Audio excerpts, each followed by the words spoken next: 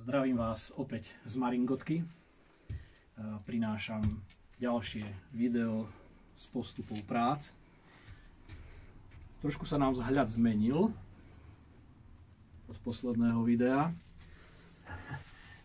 Trochu to pripomína to táto parozábrana kanceláriu Uja Elektróna. Starší vedia, o čom hovorím, tí mladší si budú musieť vygoogliť, kto to bol Ujo Elektrón. Ale poďme k prácam, ktoré medzi tým prebehli.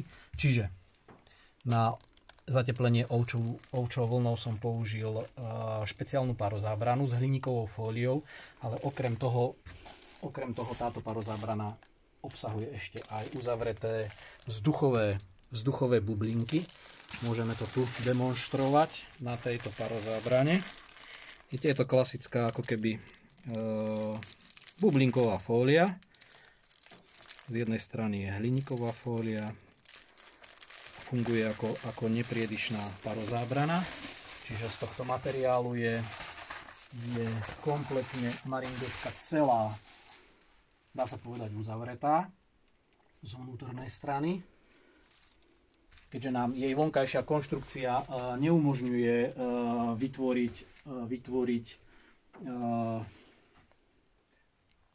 difúzne otvorenú konštrukciu dovon, tak sme to museli riešiť takto, musel som to riešiť tak, že ten vnútorný priestor bude uzavretý, čo sa týka priedišnosti pár, čiže bude sa tu musieť častejšie vetrať.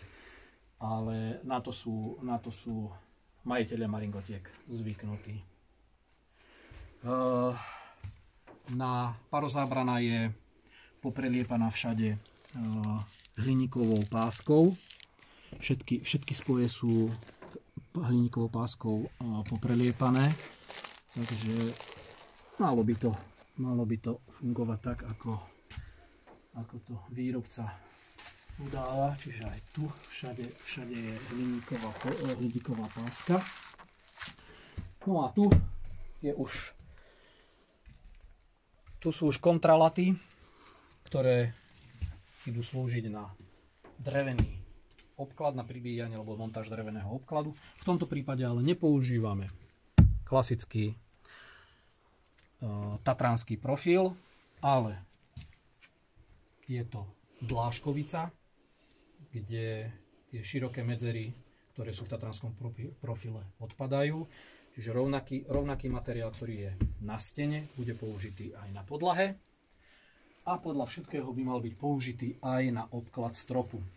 Je to takmer 3 cm, čiže aj to určite pomôže, čo sa týka tepelnej izolácii. A medzi parozábranou a vnútorným obkladom vzniká vzduchová medzera, ktorá rovnako je dobrá na zamedzenie tých tepelných strát. No, čiže ako budem pokračovať, prinesiem ďalšie video. Zdravím.